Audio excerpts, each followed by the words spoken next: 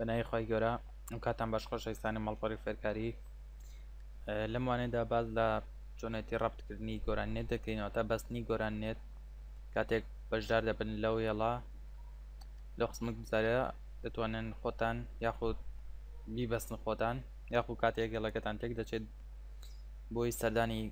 گۆرانێت دەکەن خۆتان بتوانین بیبەستن و لە هەمان کاتدا دەتوانین لە هەمان کاتدا ڕوونی دەکەینەوە کە چۆن پاسوەرد و ناوی وایرلێسەکەمان بگۆڕین ئەگەر هەمان بێت بژەم شتێک من ئێستا خەتم هەیە چکەم پێشتر ڕێکم خستووە من ئامێرێکی دیلینگ بەکارێنم مۆدیەمێکی دیلینگ کە ئەمە مۆدیەمەکەی منە لێوە پێما بێت لە ئێستا لە گۆرانێت تیپی لینکە سپیسمان بە ئایپی چونە ژورۆ دەبێت بۆی بتوانین ڕێخستنەکان بکەین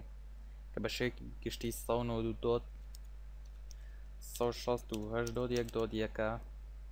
و ئەمە لە کاتی مۆدیۆمەکەدا لەگەڵیەتی دەفتەرێکی تێدا کە ئایپەکەەوە هەم یوزەرنێم و پازۆردی لەگەڵا بە گشتی پازۆرد یوزەرنێمیش من هەر ئەدمینە من ئەم دیلینکە و تیپی لینکیشم هەبوو هەر بۆ شێوازە بوو پاشان ئۆکێ هەبوو زانینی ئەو ئایپە دەتوانین لە ڕەنەوە بیکەینەوە دەزانین بە ویندۆز R ئەسای کیبۆرد دوای کردنەوەی ڕان نووسین cmd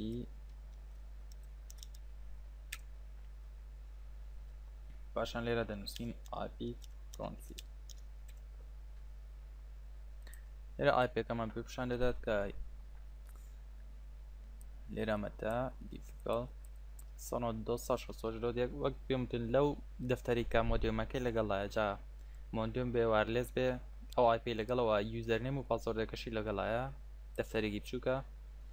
لێرە منەمە پێشە ڕێکم خست بخۆم ئێستا ئامریکا ڕستارێکی پێ دەکەم کە بۆی تاوای داتاکان بسڕێتەوە وەک دەبین لێرە لەسەر advanced setting لێرە ما لانسی سێرڤەر ببینەوەوانە ڕێستا ئێستا لە ئامێرەکە لە ژێر ئامێرەکەدا دوگمەیەکەیە بەنای ڕیستار بە مای 5 شرکە دەستی پێدا دەنێن تاکو ڕیستار دەبێت بۆ شێوەیە ڕیستار بوو ئەگەر بیبینین ئێستا خەتمان نەماوە چاڕان دەبین تاوتاتی کۆنێکت دەبێتەوە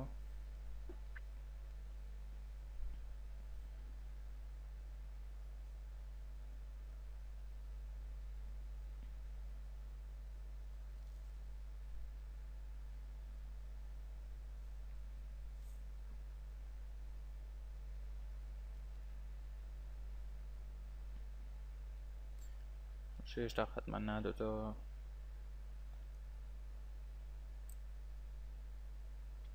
ئێستا کۆنێکت بۆ بچینە سەر advanced setting دەبینین هەمووی سڕایەوە وەک وابێت تازە کڕبێتمان قسە دەچینە سەر advanced setting زۆربەی ئامێرەکانی مۆدیۆم یاخود وایرلێس بێت وایرلێس نابێت زیاتر بۆ مۆدیۆمەکە دەبێت هەر بە هەمان شێوەیە advanced setting باشان دەچینە سەر LAN server ئەد لێرەک دەبین لێ بڵێ نابێت پێشتر لە پێشە لێرە لە layer to interface ئەد بکەین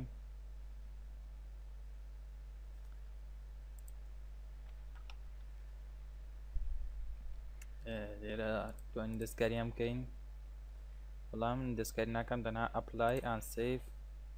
بۆ شەیسە بەشێکمان دروست کرد پاشان دەچینە سەر LAN server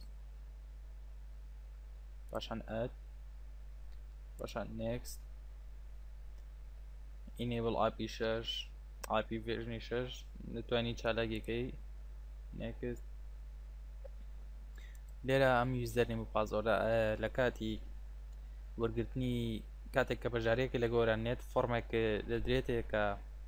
زانیارەکانی لەسەرە وەک ژماری ئامێرەکە جۆری هێڵەکەت کە بەژاری کردووە برۆنزە یاخود جۆرەکانی تر لە login information زانیاری چونە ژوورەی لەسرە کە نووسراوە یوزەر نێم پازۆر یوزەر نێمەکە ژمارەی نۆرمالەکەت ئات جۆری هێڵەکەتە بۆ منەوەی من ژمارەی نۆرمالەکە ئات برۆنز ئەوە 300 ژمارەکە لێ دەدەین پاشان ئات جۆری هێڵەکە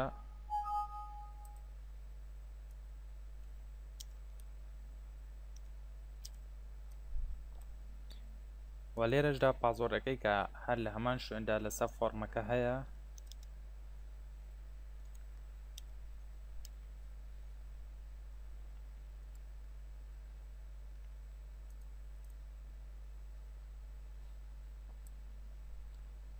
پاشان لێرەدا enable IAGMP چالاک دەکەم و next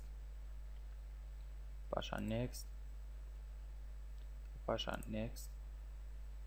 پاشان apply یاخۆ save بۆ شێوەیە ئێستا ئێمە دروستمان کرد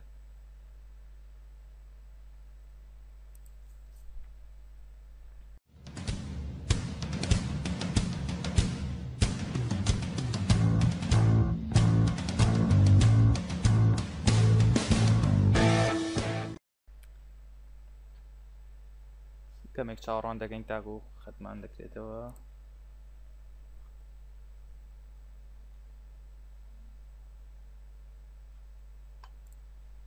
بچینە سەر وێبسایتێک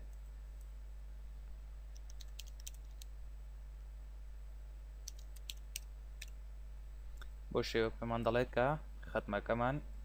چینە ژوورەوە کۆگڵیش کرا ئێستێمە توانیمە خۆمان هێڵەکەمان بەستین بە خۆمان توانین کێشەی مۆدیۆمەکەمان چارەسەرکەین مەدا دەخەمەوە ئێستا دەچینە سەر گۆڕینی ناو پازۆرتی وایرلێسەکەمان چینە سەرەتا پاشان لێرە وایرلێس لە تۆ هەز مۆدیۆمێک بەکاربێنین بە هەمان شێوەی هەمان نووسینە دەچیتە سەر وایرلێس لێرە enable wireless واتە وایرلێسەکەمان ئێستا ئیشەکە دەتوانین 4 دانەدا بنین لێرە من ناوەکەیەتی ناوی وایرلێسەکە دەتوانین بیگۆڕین لە سیکیۆریتی لێرە دەبین ئێمە پازۆڕی لەسەر نیەوەتە کراوەتەوە هەموو کەسێک دەتوانین بەکاری بێنێت ئەگەر لە پێشتر لە وایرلێس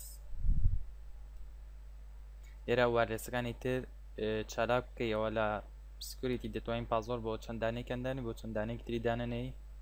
لێرەدا دەتوانین جۆری ئەو وایرلێسە دیاریکەی لێرە ئەمە ئەوەی سەرەتایە پاشان دەکەین بە enable و لێرەدا ئەمانە خۆی بۆمان ڕێک دەخات لێرە جۆری پازۆر دەکا بۆ شێواز دەبێت باشترە دەتوانین لێرە پازۆرەکەمان بینین و لێرە پازۆرەکەمان لێ دەدەین کە 10 ژمارە یاخود 10 پیت و ژمارە 10 هێما بێت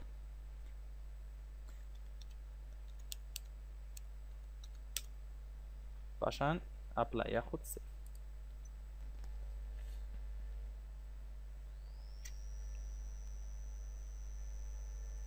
ئێستا ئەویشمان جێبەجێ کرد بچینە سەر device info لێرە بۆی بزانین لێرە تەنها بەم کۆمپیوتەرە کراوەتەوە گەرەسە بە وایرلێس تاقیکەینەوە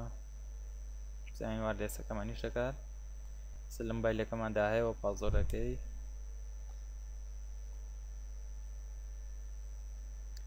لە مۆبایلەکەدا کۆنێکت بین بچینە سەرەتا وەک دەبینین لەوەتا وایرلێسەکەشمان بێ کێشە ئیش دەکات و بێ کێشە خەتمانەیە